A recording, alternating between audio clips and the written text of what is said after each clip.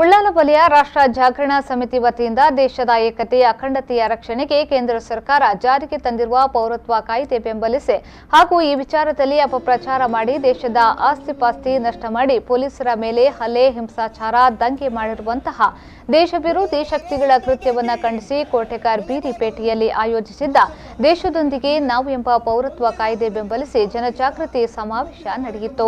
ಸಮಾವೇಶದಲ್ಲಿ ಬಿಜೆಪಿ ದಕ್ಷಿಣ ಕನ್ನಡ ಜಿಲ್ಲೆಯ ವಕ್ತಾರ ವಿಕಾಸ್ ಪುತ್ತೂರು ಅವರು ಭಾಗವಹಿಸಿ ಮಾತನಾಡಿ, ಹಿಂದೆ ಇದ್ದ ಹಿಂದೂ ರಾಷ್ಟ್ರ ಮತ್ತೆ 1000 ವರ್ಷದವರೆಗೂ ಮುಂದುವರಿಯಲಿದೆ ಎಂದು ಹೇಳಿದರು। ಈ ಶಶಿಕಾಂತ್ ಸೆಂಥಿಲ್ ಅನ್ನುವಂತ ಒಬ್ಬ ಮಾಜಿ ಸರ್ಕಾರಿ ನೌಕರ ನೆನೆ ಬಂದು ಇಲ್ಲಿ ಭಾಷಣ ಮಾಡಿ ಹೋಗಿದ್ದಾರೆ। ನಮ್ಮ ಕ್ಷೇತ್ರದಲ್ಲಿ ಅಂತಹ ಹುಳಗಳ ಒಂದು ಪಂಗಡ ಹೊಂದಿದೆ।